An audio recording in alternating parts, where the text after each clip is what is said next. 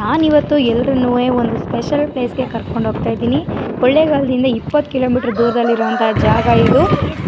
So ಬನ್ನಿ ಎಲ್ಲ ಹೋಗೋಣ. ಏನು ಜಾಗ, ನಾವೇನಕ್ಕೆ ಹೋಗ್ತಾ ಇದ್ದೀವಿ, ಅಲ್ಲೇನು ವಿಶೇಷ ಎಲ್ಲನೂ ನಾನು ನಿಮಗೆ ಹೇಳ್ತೀನಿ.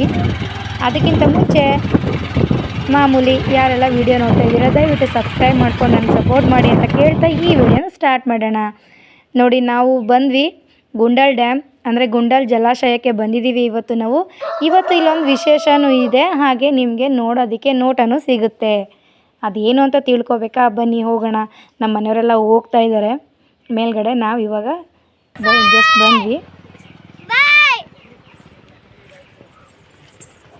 ಆಲ್ರೆಡಿ ನಮ್ಮಮ್ಮ ಮತ್ತು ನನ್ನ ಮಗ, ನನ್ನ ಓರ್ಗಿತ್ತಿ ಅವರೆಲ್ಲರೂ ಮೇಲ್ಗಡೆ ಹೋಗ್ಬಿಟ್ಟಿದ್ದಾರೆ. ನಾನು ಮತ್ತು ನನ್ನ ಮಗಳು ಹೋಗ್ತಾ ಇದ್ದೀವಿ.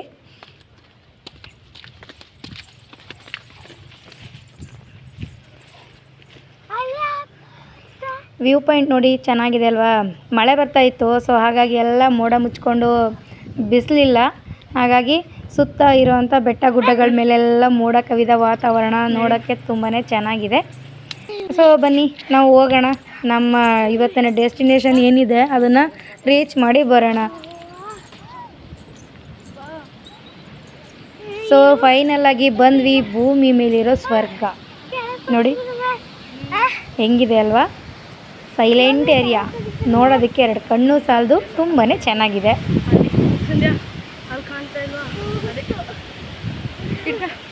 ಏನು ಇಷ್ಟೊಂದು ಜನ ಅಂತ ನೋಡ್ತಾ ಇದ್ದೀರಾ? ನಾವಿವತ್ತು ಬಂದಿರೋ ಮೇಯ್ನು ವಿಷಯ ಏನಪ್ಪ ಅಂತಂದರೆ, ನಾವು ಇದನ್ನು ನೋಡೋಕ್ಕೋಸ್ಕರ ಬಂದಿಲ್ಲ, ಯಾಕಂದರೆ ನಮ್ಮ ಮನೆ ಹತ್ರ ಇರೋದ್ರಿಂದ ಅವಾಗ ಬಂದು ನೋಡ್ತಾ ಇರ್ತೀವಿ. ನೋಡಿ ಅಲ್ಲಿ ಕಾಣ್ತಿದೆಯಲ್ಲ ಒಂಟಿ ಮರ, ಸುಮಾರು ಸಿನಿಮಾಗಳಲ್ಲಿ ಅದನ್ನೆಲ್ಲ ಶೂಟ್ ಮಾಡಿದ್ದಾರೆ. ಅಂದರೆ ಸುದೀಪ್ ಅವ್ರದ್ದು, ಮತ್ತು ಆಗಿನ ಕಾಲದಲ್ಲಿ ಅಂಬರೀಷ್ ಮತ್ತು ಶಿವರಾಜ್ ಕುಮಾರ್ದು ಅಮ್ಮವರ ಗಂಡ ಫಿಲಿಮಲ್ಲಿ ಅದರಲ್ಲೆಲ್ಲ ಶೂಟ್ ಮಾಡಿದ್ದಾರೆ. ಮತ್ತು ದುನಿಯಾ ವಿಜಯ್ ಅವ್ರದ್ದು ಚಂಡ ಫಿಲಿಮಲ್ಲಿ ಒಂದು ಸಾಂಗಲ್ಲಿ ಇದನ್ನು ಶೂಟ್ ಮಾಡಿದ್ದಾರೆ. ಆ ಒಂಟಿ ಮರ ಯಾವುದು ಅಂದರೆ, ಈ ಸುದೀಪ್ ಅವರು ವೀರ ಪರಂಪರೆ ಫಿಲಿಮಲ್ಲಿ ಐಂದ್ರಿತಾ ರೈ ಜೊತೆಗೆ ಒಂದು ಡೈಲಾಗ್ ಹೊಡಿತಾರೆ, ನಾನು ಆ ಒಣಮರದ ಥರ ಅಂತ. ಸೊ ಅಲ್ಲಿಗೆ ನಾವು ಇವತ್ತು ಹೋಗ್ತಾ ಇದ್ದೀವಿ.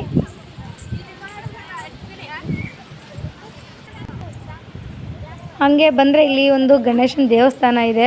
ಆ್ಯಂಡ್ ಇವಾಗ ರೀಸೆಂಟಾಗಿ ಒಂದು 3 ಇಯರ್ಸಿಂದ ಈ ಕಾವೇರಿ ಪೈಪ್ಲೈನ್ ಮಾಡಿ ಬಿಟ್ಟಿದ್ದಾರೆ ಈ ಡ್ಯಾಮ್ಗೆ. ಮೊದಲು ಇದು ಮಳೆ ನೀರಲ್ಲಿ ಮಾತ್ರ ತುಂಬ್ತಾ ಇತ್ತು, ಇವಾಗ ಡ್ಯಾಮ್ಗೆ ನೀರು ತುಂಬೋಕ್ಕೆ ಸಲುವಾಗಿ ಕಾವೇರಿಯಿಂದ ಇಲ್ಲಿಗೆ ಪೈಪ್ಲೈನ್ನ ಮಾಡಿದ್ದಾರೆ. ಸೊ ಇದು ಚಾಲುವಾಗಿ ಒಂದು 3 ಇಯರ್ಸ್ ಆಗಿರ್ಬೋದು.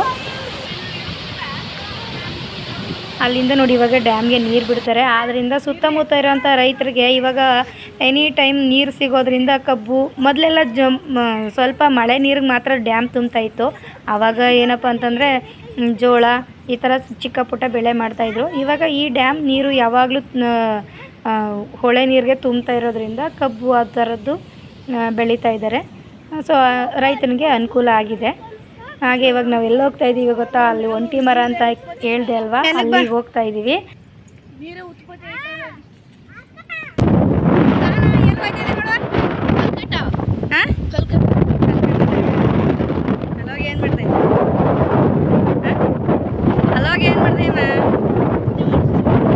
ಆಮೇಲೆ ಅಡುಗೆ ಏನು ಮಾಡ್ತಾರೆ ಅಲ್ಲಿ? ಒಂಚೂರು ಜೋರಾಗಿ ಮಾತಾಡೋ, ಕೇಳಿಸಾಗಲ್ಲ. ಯಾರ್ಯಾರು ಬಂದಿದ್ದಾರೆ?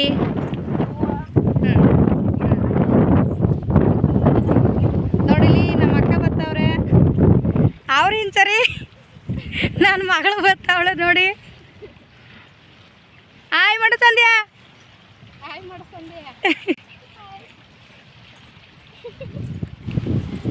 ಆ ಮರದ ವಿಶೇಷ ಏನಪ್ಪ ಅಂತಂದರೆ, ಅದ್ರ ಕೆಳಗಡೆ ಒಂದು ಲಿಂಗ ಮತ್ತು ಬಸವೇಶ್ವರ ವಿಗ್ರಹದ್ದು ಅಲ್ಲಿ ಇದೆ.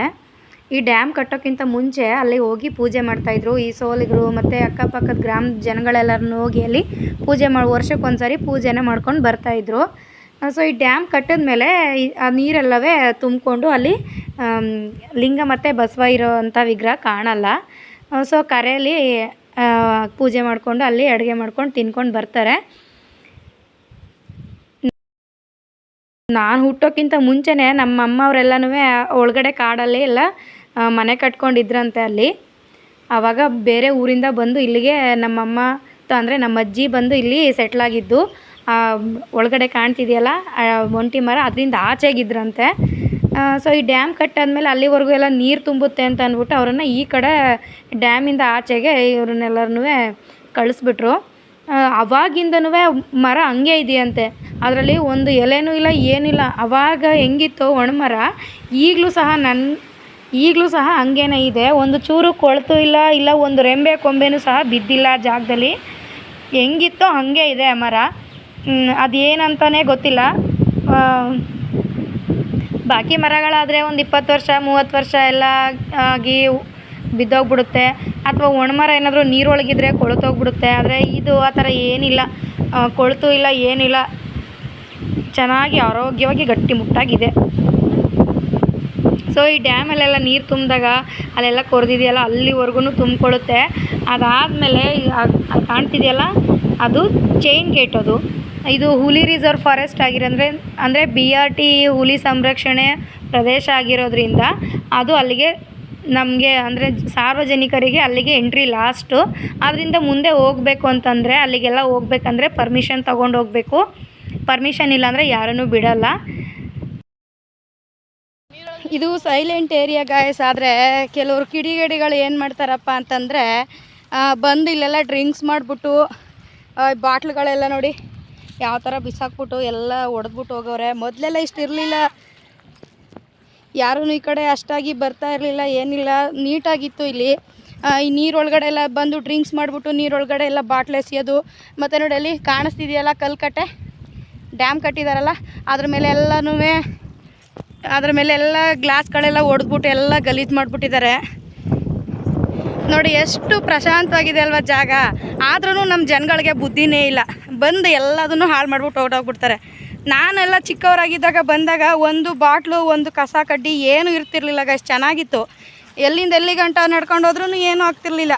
ಇವಾಗಂತೂ ಫುಲ್ಲು ನೋಡಿ ಅಲ್ಲಿದೆ ಡ್ಯಾಮನ್ ಕಟ್ಟೆ, ಆದರೂ ನೋಡಿ ಇಲ್ಲಿವರೆಗೂ ಬಂದು ಎಲ್ಲನೂ ಬಾಟ್ಲೆಲ್ಲ ಒಡೆದು ನೋಡಿ ಎಲ್ಲ ಪ್ಲ್ಯಾಸ್ಟಿಕ್ಕು ಅವ್ರು ಏನು ಇಷ್ಟ ಬರುತ್ತೋ ಹೆಂಗೆ ಬೇಕೋ ಹಂಗೆ ಹಾಳು ಮಾಡ್ತಾವ್ರೆ ಎಲ್ಲನೂ ಜಾಗನ. ಇದನ್ನು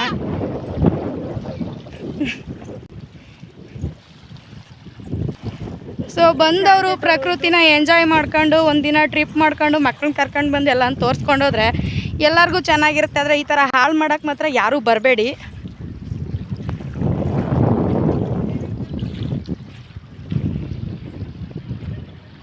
ನೋಡಿ ಈ ಡ್ಯಾಮ್ ನೀರೆಲ್ಲ ಫುಲ್ಲು ಅಲ್ಲಿವರೆಗೂ ಬರ್ತಿ ಆದಮೇಲೆ ಅಲ್ಲಿ ಕೊರೆದಿದೆಯಲ್ಲ, ಅಲ್ಲಿ ಕಾಣಿಸ್ತಿದೆಯಲ್ಲ, ಅಲ್ಲಾದಮೇಲೆ ನೋಡಿ ಇಲ್ಲಿ ಆ ಕಡೆಗೆ ಒಂದು ಇದು ಏನದು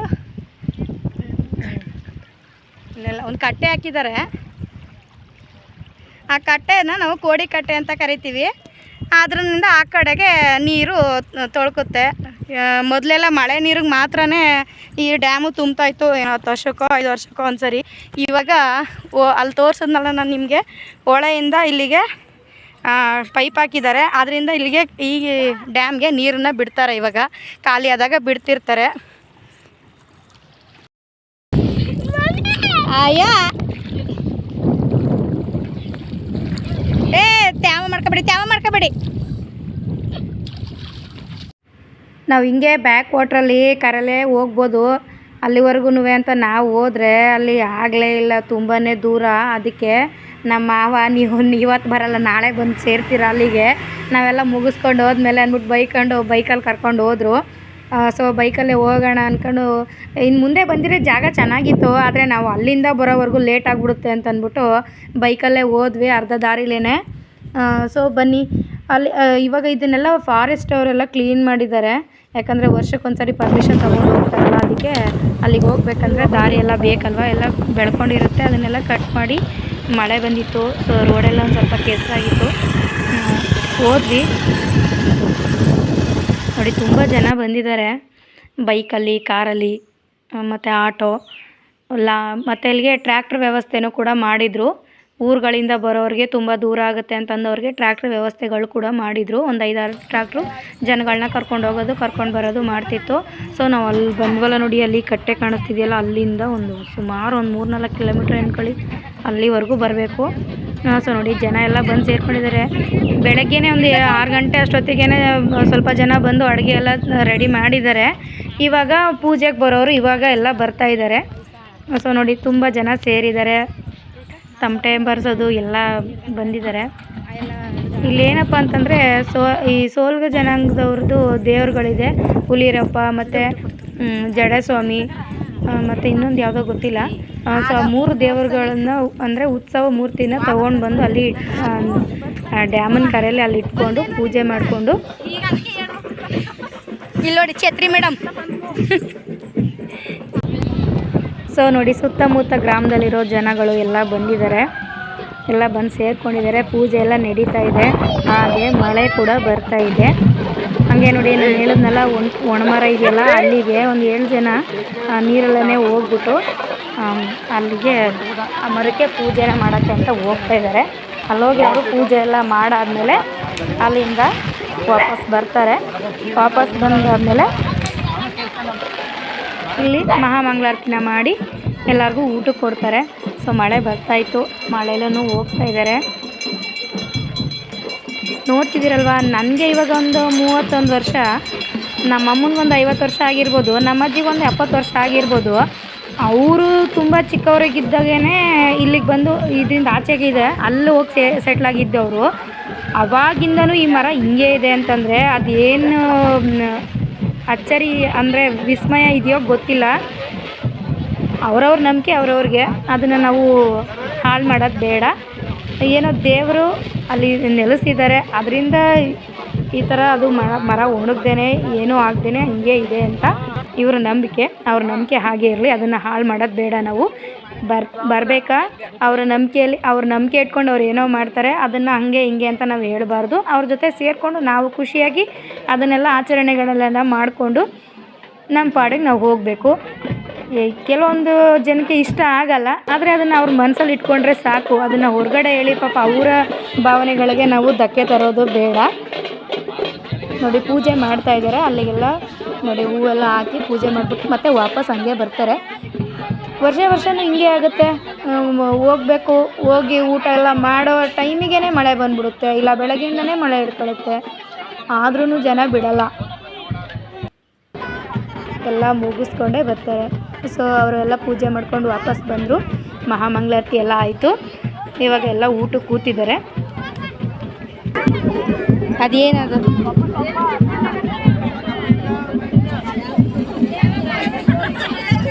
ಊಟ ಎಲ್ಲ ಆಯಿತು. ಊಟ ಎಲ್ಲ ಆದಮೇಲೆ ಇನ್ನೇನು ಕೆಲಸ ಅಲ್ವಾ, ಮನೆಗೆ ಹೊರಡಬೇಕು. ಮಳೆ ಬರ್ತಾಯಿತ್ತು, ಇನ್ನು ಸಾಯಂಕಾಲ ಆಯ್ತಾ ಜೋರು ಮಳೆ ಬಂದ್ಬಿಡುತ್ತೆ.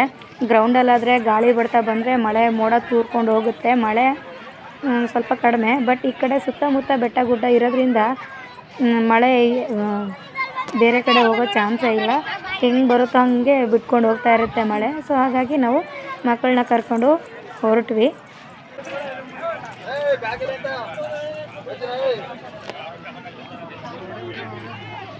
ಸಾಯಂಕಾಲ ಆಯ್ತಾ ಕಾಡು ಪ್ರಾಣಿಗಳೆಲ್ಲ ಬರುತ್ತೆ. ಸೊ ಹಾಗಾಗಿ ಒಂದು 5 ಗಂಟೆವರೆಗೂ ಇರ್ತಾರೆ. 5 ಗಂಟೆ ಮೇಲೆ ಎಲ್ಲರನ್ನೂ ಖಾಲಿ ಮಾಡಿಸ್ಬಿಡ್ತಾರೆ.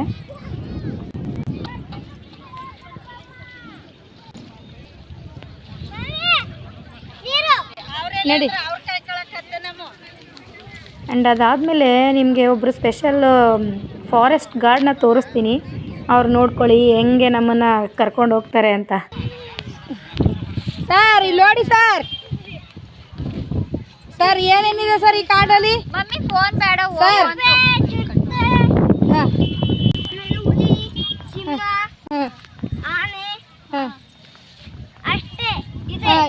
ಗನ್ನೆಲ್ಲಿ ಸರ್ ನಿಮ್ಮದು? ಗನ್ ತೋರಿಸಿ ಸರ್ ನಿಮ್ಮ ಗನ್ನು. ಹಾಂ ಚೆನ್ನಾಗಿದೆ ಸರ್ ಗನ್ನು. ನೋಡ್ರಿ ಸರ್.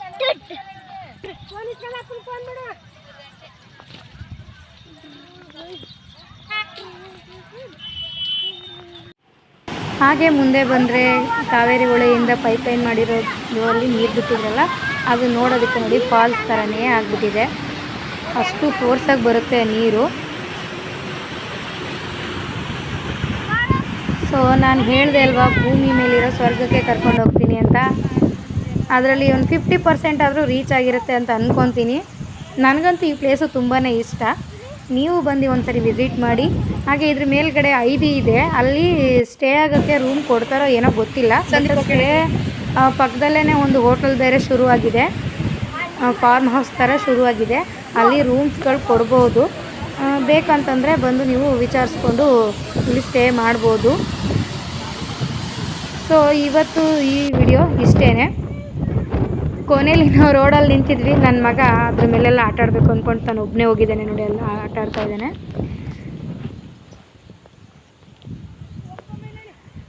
ಸೊ ಇವತ್ತಿನ ವಿಡಿಯೋ ಹೆಂಗಿತ್ತು ಅಂತ ಕಮೆಂಟ್ ಮಾಡಿ, ಹಾಗೆ ಚೆನ್ನಾಗಿದ್ದರೆ ಲೈಕ್ ಮಾಡಿ, ಮತ್ತು ನಿಮ್ಮ ಫ್ರೆಂಡ್ಸ್ಗಳಿಗೂ ಹೇಳಿ ಸಬ್ಸ್ಕ್ರೈಬ್ ಮಾಡಿ ನನಗೆ ಸಪೋರ್ಟ್ ಮಾಡೋದಕ್ಕೆ.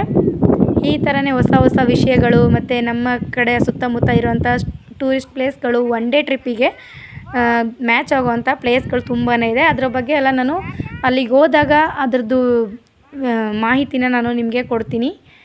ಸೊ ಇವತ್ತಿನ ವಿಡಿಯೋನ ಮುಗಿಸ್ತಿದ್ದೀನಿ.